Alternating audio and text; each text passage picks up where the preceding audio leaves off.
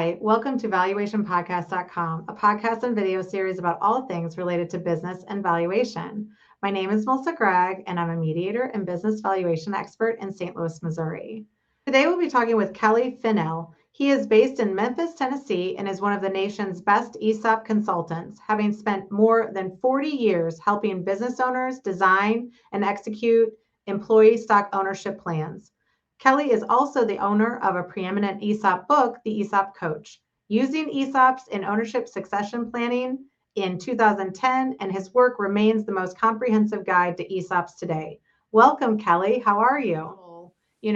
Tell us a little bit more about what a business owner would even need to know about an ESOP, to start with. Yeah, the first thing that you need to know is that an ESOP is a form of qualified retirement plan. So it's a first cousin to a 401k plan. But there are some things about ESOPs under the law that are different than the rules that apply to 401k plans. And as you suggested, result in them being not only a retirement plan for the company's employees, but also a liquidity strategy for the business owner. Mm-hmm. And so an ESOP has three key things that make it different from a 401k plan. The first thing is that an ESOP can borrow money.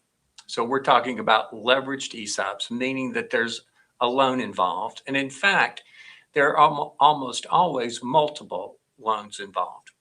So as a rule of thumb, we would expect, if we had, for example, a $10 million ESOP transaction, we would expect $3 to $4 million of bank debt. That bank debt, the loan would be made from the bank to the company, and then the company would relend that money to the ESOP.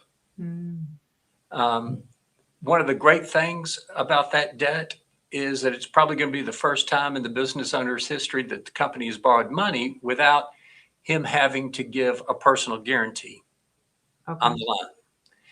And so ESOPs are used by business owners to help them separate themselves from the company, and offering a personal guarantee would be an anathema to that. And ESOP lenders understand that. So it's one of the rare times a business owner is going to have the opportunity to have their company borrow money without having to give that personal guarantee. And then in our example of a $10 million transaction with $4 million of bank debt, the rest of the financing would be from the selling shareholder. And that would be in the form of a seller note, which is an IOU originally issued by the ESOP and then assumed by the company, promising to pay the business owner the balance of their proceeds, the $6 million in this example, over time. So at close, the business owner would receive $4 million of cash. The company, over a 3 to 5 year period, would pay off that bank loan. And while that bank loan was being repaid, the company would pay the selling shareholder interest only on their seller note.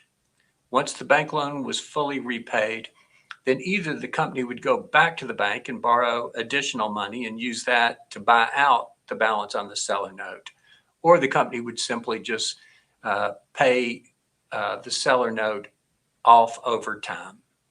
And so that could result in the business owner getting all of their money in somewhere between 3 and about 7 or 8 years. And, so and is that primarily also attached to the fact that there may be like that the ownership, like they're only buying a part of the ownership at the beginning for the initial amount, or is it all transferring? It can happen either way. Okay. But statistics indicate that between 70 to 80% of the ESOP transactions that are done now are 100% sales. Okay. And then the rest of those might be a lesser than 100% sales. So that usually hovers right around that 49 or 51% sale. Right. So there'd be a most of them are 100% sales. Okay.